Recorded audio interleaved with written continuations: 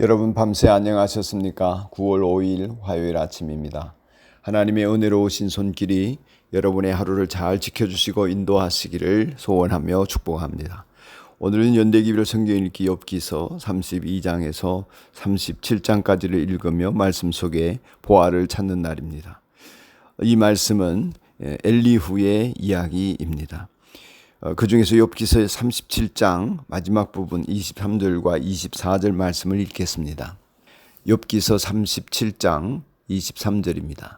하나님의 권능이 가장 크시니 우리가 전능하신 그분께 가까이 나아갈 수 없습니다.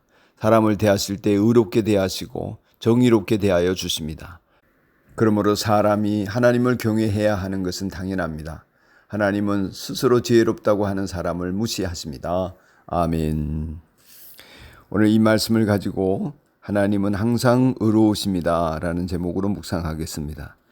오늘 읽는 욥기서의 말씀은 앞서 등장한 욥과 그 세 친구 엘리바스, 빌다, 소발 그들과 달리 새로운 철학과 가치관으로 욥을 설득하거나 욥에 대하여서 분석하는 엘리후의 이야기가 이어집니다. 욥의 세 친구는 욥을 건선징악 또는 인과응보의 논리를 가지고 정죄하였지요.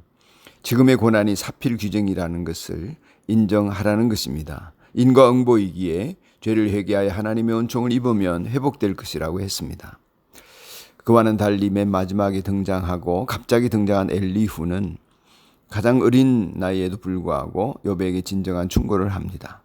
엘리후는 욥의 잘못이 무엇인지 정확하게 일러줍니다. 욥은 자신이 무죄하며 이유 없는 고난에 내던져져 있다고 말하고 있죠.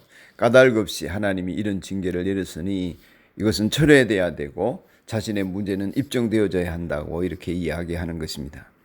그러나 엘리후는 욥의 고난이 반드시 욥의 잘못 때문이 아닐 수는 있지만 그런 가능성을 인정하는 거죠. 그러면서 동시에 하나님이 고난과 고통을 허용하실 때에는 뭔가 합당한 이유가 있지 않겠느냐 이런 말을 이어갑니다. 또한 욥은 하나님의 침묵에 대해서도 욥이 침묵에 대해 답답해하지만 자신의 고난에 아무런 대답이 없고 하나님께서 말씀하지 않으시기 때문에 죽은 이후에라도 하나님 뵙고 만나고 싶다 이런 얘기도 했죠. 그런데 엘리후는 이에 대해서도 하나님은 고난 가운데서도 말씀하시고 계시다 이런 이야기를 합니다. 하나님은 욥에 임한 고난으로 이미 메시지를 전하셨다는 거죠. 결코 하나님은 침묵하지 않으심을 우리가 믿어야 한다는 것입니다. 지금의 상황이 하나님의 말씀일 수 있고 메시지일 수 있다는 겁니다. 욥이 말로는 하나님을 거역하지 않았지만 교묘하게 자신의 잘못이 없는 이 현실, 그럼에도 불구하고 고난받는 이 현실에 대해서 하나님이 불의하지 않으시냐 하는 논리를 전개했음을 엘리후는 간파하는 것입니다. 그래서 엘리후는 하나님의 의로우심을 변호합니다. 하나님 크시고 의로우시지만 인간은 그걸 다 전부 이해하지 못할 것이라는 것이죠. 이해하지 못할 뿐입니다. 욥이 무지해서 잘못했다기보다는 하나님은 사람이 이해하기는 너무 크신 분이어서 욥이 그렇게 할 수 있었다는 것이죠. 그러므로 사람은 하나님을 경외하는 태도가 마땅하다 이런 이야기를 합니다. 사람을 대하실 때 의롭게 대하시고 하나님은 권능이 가장 크신 분이니 우리가 그분에게 나아갈 수 없다는 것입니다. 하나님이 우리에게 경외를 받으시기에 합당하신 분이며 그것을 깨닫지 못하고 스스로 지혜롭다고 여기는 사람을 하나님 무시하신다. 이런 얘기가 오늘 결론으로 엘리후가 하는 이야기입니다.